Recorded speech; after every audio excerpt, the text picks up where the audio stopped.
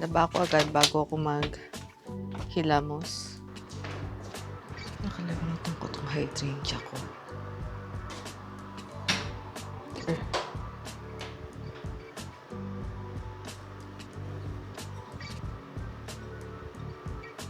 Konti na lang kasi yung tubig. Lagyan natin siya. Hindi na ako nakapag-vlog kagabi kasi nagkatrangkaso tayo. Umaga pa lang pakiramdam ko na magkakasakit ako kasi may konting kati yung lalamunan ko. Happy Mother's Day nga pala sa lahat ng mother dyan. Umaga! Laba ako agad bago ako maghilamos.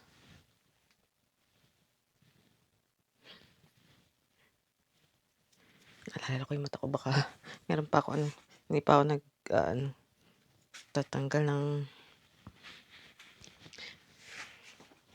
alam mo na. Anyways, naisipan ko lang isalang agad tong aking mga labada habang konti pa lang at walang naglalaba.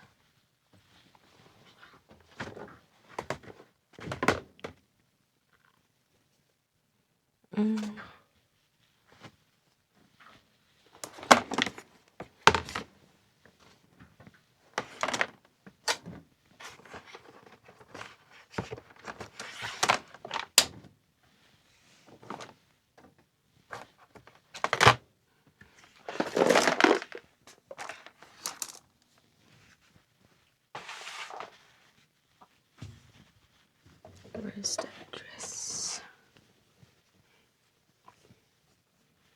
I want to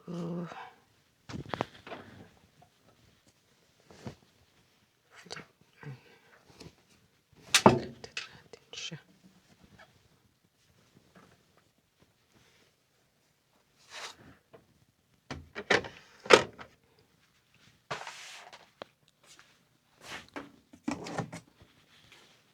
I'm so happy. Konti pa lang yung labada ko.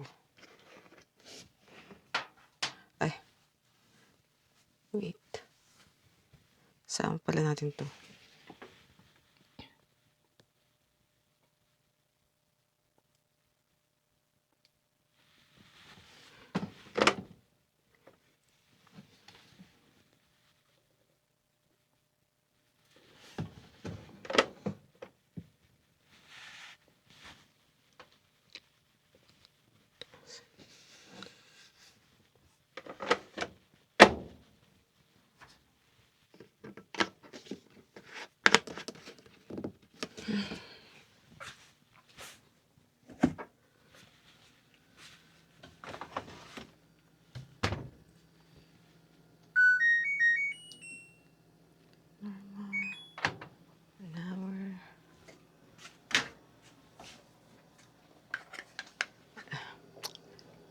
Magsindi tayo ng kandila.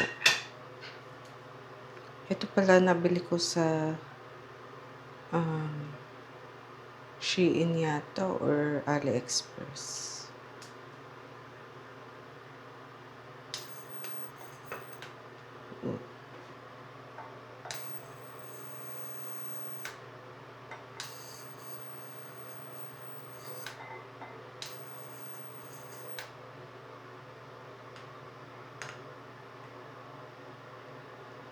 Ay, nagkaano din siya, oh. May itim na siya. Masusunog din pala tong gilid-gilid niya. May on and off siya. And malalaman mo kung ilang battery na siya. Rechargeable siya, of course, yeah. Ayan.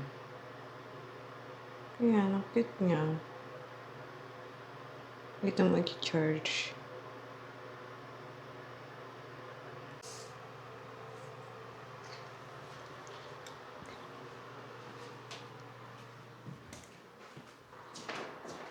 Nakalimutan ko itong hydrangea ko.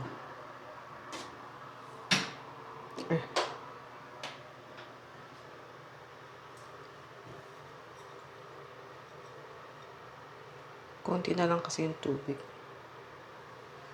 Lagyan natin siya.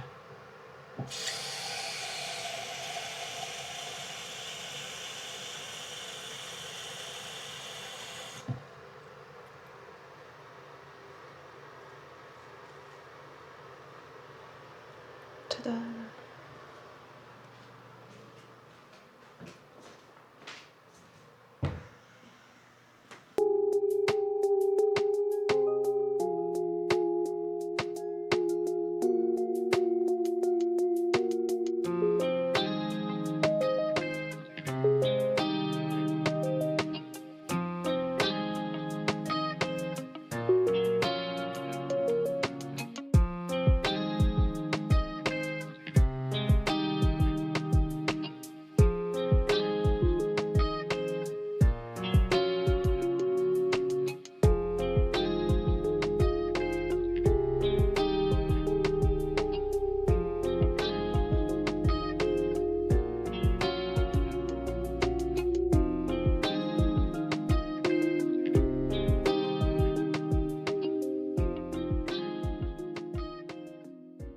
Ang ganda talaga na itong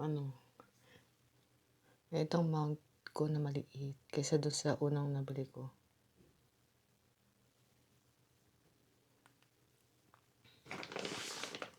Madali siyang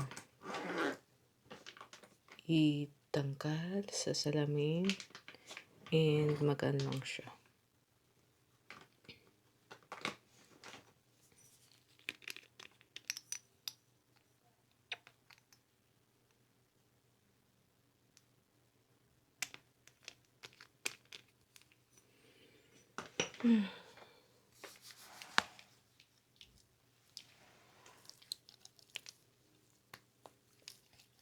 Kamakaganda yung weather sa labas. 17 lang.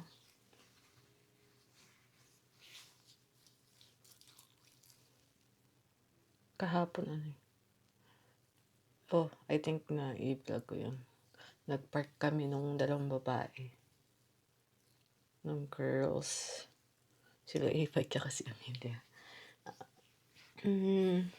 Meron tong matabang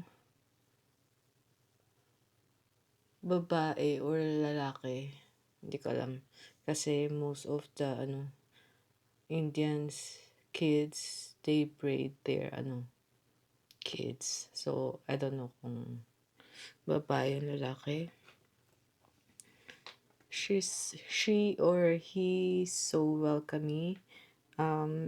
Kinagrab niya talaga attention nung dalawa. So, may makapaglaro sa kanya.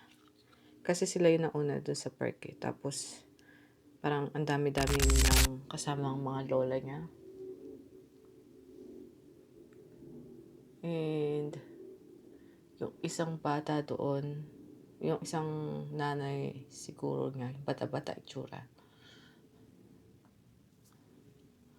Eh, I'm guessing nanay niya, nagbabantay-bantay sa kanya. Kinakausap nila Ava. Sumasagot naman na English. Yung bata, I'm guessing, hindi pa siya nag-aaral. Kasi hindi pa siya nagsasalita ng English.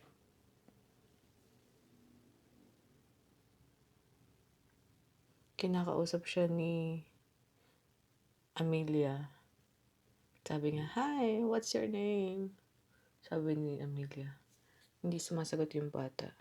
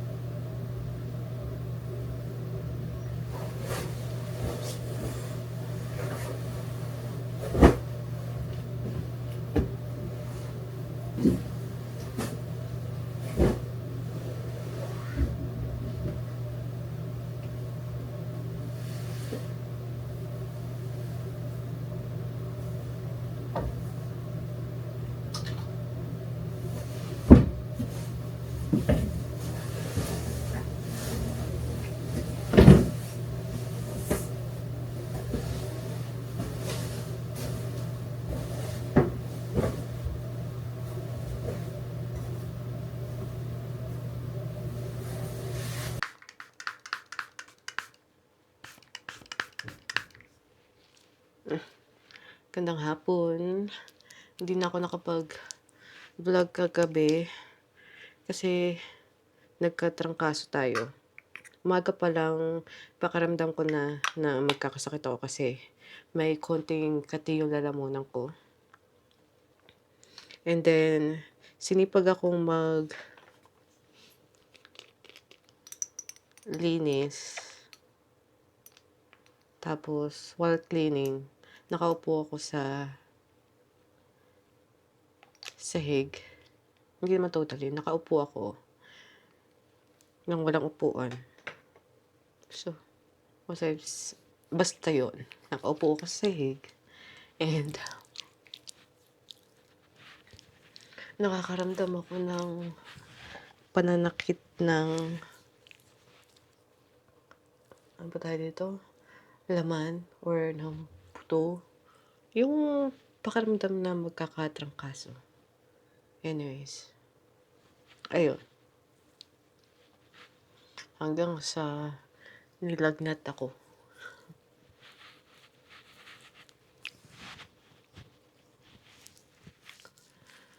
Kaya yun, after ng dinner, nag-ano na lang ako ng gamot, Neosetran. And then, ano ba tayo dito? Naligo ako. Tapos, sinubukan kong makatulog. Hindi ako makatulog, so, nag-Advil ako. Kasi sobrang sakit talaga ng katawan ko kagabi. So, yun.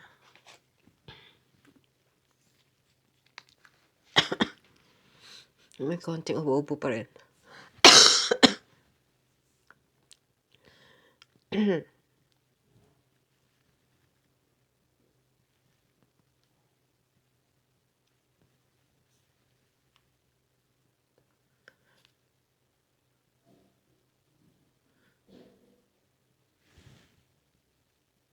Ngayon, okay na tayo. Wala na tayong lagnat. Nag-check ako, it's 36.8.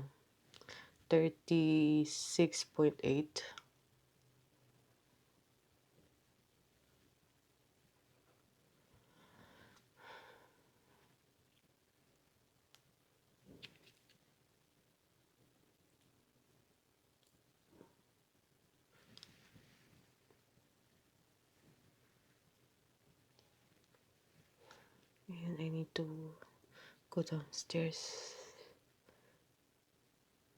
at tumulong sa baba. Anong oras na rin ako na gising.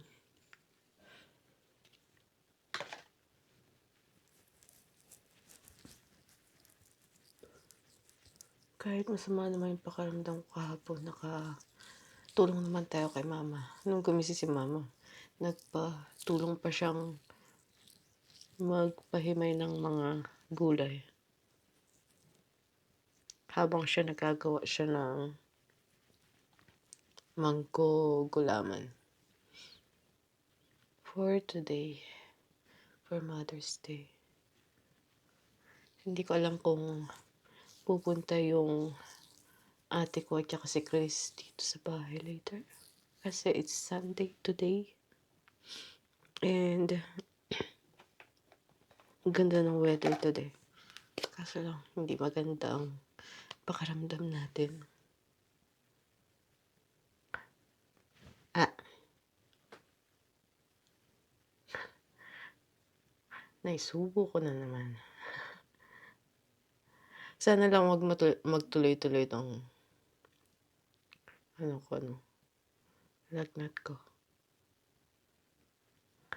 Pagbaba natin inom ako ng gamot ulit. Kung meron pang-day. Kasi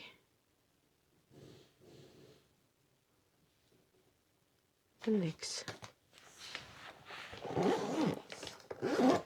Kasi ayaw natin matulog ulit. Yung mga pang-night doon may pang-night talaga. Anyways, kung ano naman sinasabi ko, let's finish this so I can go downstairs.